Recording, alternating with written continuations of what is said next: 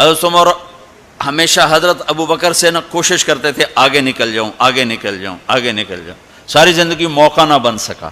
تبوک کا موقع آیا تو اللہ کے نبی نے کہا مال خرچ کرو۔ عثمان رضی اللہ تعالیٰ نے 10,000 لشکر کا سارا سامان تیار کیا، ان کی سواریاں، ان کا راشن کے لیے تھیلوں کو بند کرنے کے لیے دھاگے تک اپنے گھر سے دیے، اور 300 دینار اوپر دیے۔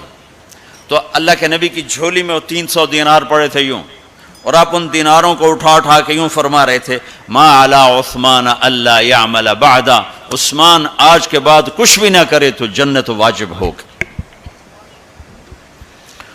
تو عمر کہنے لگے آج میں ابو بکر کو کاٹ سکتا ہوں، آج میں اس سے آگے نکل سکتا ہوں کہ وہ آج کل غریب ہے، میں مالدار ہوں، تو وہ تھوڑا لائے گا میں زیادہ لاؤں گا تو میں بڑھ جاؤں گا۔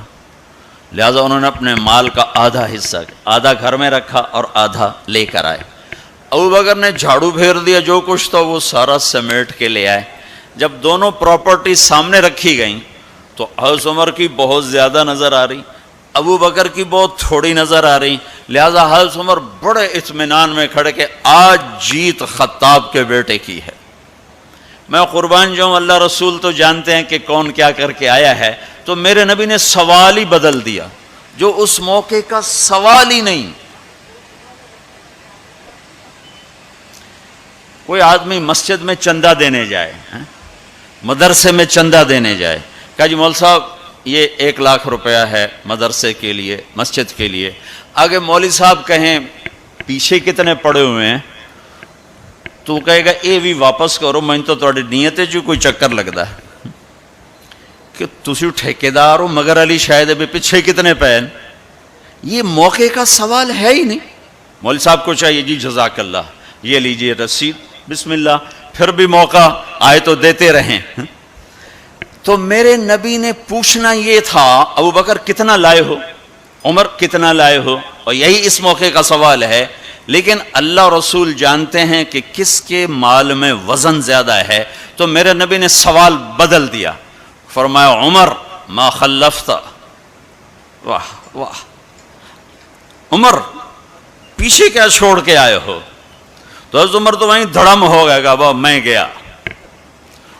سوال سے ہی وہ پتہ چلے گا، میری کلی اڑ گئی وکٹ۔ عمر ما خلفت یا ما ترکت لأہلک، یہ دونوں الفاظ ہیں، پیچھے گھر والوں کے لیے کیا چھوڑا؟ تو پہلے حضرت عمر بڑے جوش میں کھڑے تھے، پھر ایک دم ڈھیلے ہو گئے، کہنے باجی آدھا چھوڑا ہے آدھا لایا ہوں۔ پھر آپ نے کہا ابا بکر ما خلفت یا ما ترکت لأہلک، ابو بکر تو پیچھے چھوڑ کے کیا آیا، بچوں کے لیے کیا چھوڑ کے آیا؟ تو انہوں نے کہا ترکت اللہ ورسول، میں تو اللہ اس کے رسول کو چھوڑ کے آیا ہوں، باقی سب کچھ لے آیا۔ تو اس پر عمر کہنے لگے ابو بکر میں نہیں تجھ سے آگے بڑھ سکتا، کوئی بھی تجھ سے آگے نہیں بڑھ سکتا۔ اور اگلی سنو،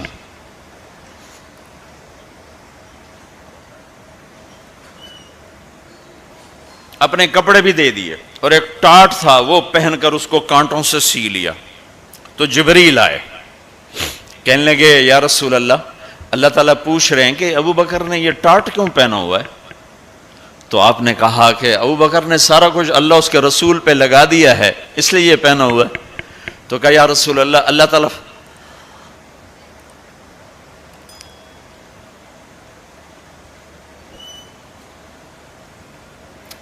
اللہ تعالیٰ فرما رہے ہیں ابو بکر سے پوچھو مجھ سے راضی تو ہے، مجھ سے راضی تو ہے، اس فقر میں مجھ سے راضی ہے؟ میں تو اتنا سفر کر کے آیا ہوں، حالانکہ ابھی 4 دن پہلے میں 12 ملکوں کا 10 ملکوں کا سفر کر کے آؤں، ساری ہڈیوں میں درد ہے، میں اس لیے آیا ہوں کہ چلو کوئی بخشش کا بہانہ مل جائے، کوئی بخشش کا بہانہ مل جائے، اللہ راضی ہو جائے۔ آپ سارے اس لیے حج پہ جا رہے ہو کہ اللہ راضی ہو جائے۔ جو سارے جہان سے کہتا ہے مجھے راضی کر، وہ کہہ رہا ہے ابو بکر سے پوچھو مجھ سے راضی تو ہے۔ تو آپ نے کہا ابو بکر تیرا رب تجھے سلام بھی کہہ رہا ہے اور پوچھ رہا ہے کہ راضی ہو؟